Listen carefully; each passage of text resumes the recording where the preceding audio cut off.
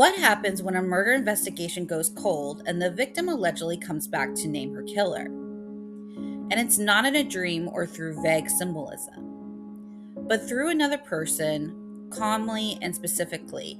Today, we're talking about Teresita Basa. On February 21st, 1977, firefighters responded to a blaze at Teresita's apartment in Chicago.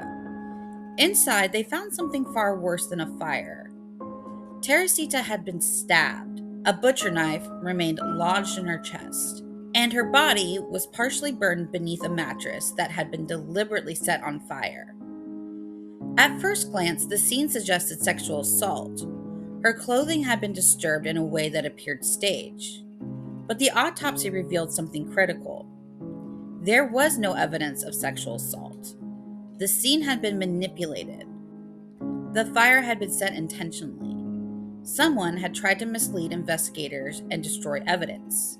Now, Teresita was known as quiet, religious, and kind. She lived alone, she worked, she kept to herself.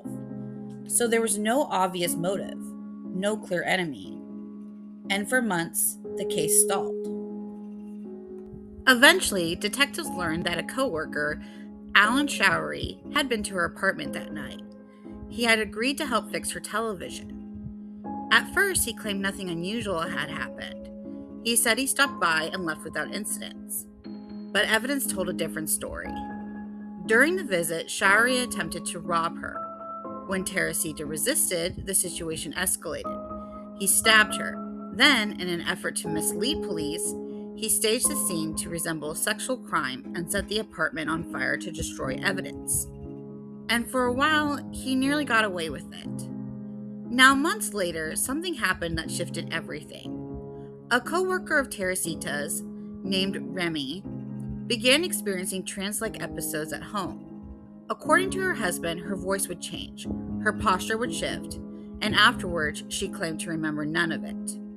During one of these episodes, the voice speaking through her identified herself as Teresita Basa. It claimed that she had been murdered. It named Alan as the killer. It said jewelry had been stolen and given away. Now, police were skeptical, as they should be, but they still followed up. They questioned Showery again. They spoke to his girlfriend. And there it was, jewelry belonging to Teresita. Confronted with the evidence, Showery confessed, and he eventually pleaded guilty and was sentenced to prison. Alrighty, thank you for listening, and subscribe if you like stories like this. And as always, stay curious and stay tuned into the supernatural. Thanks for watching.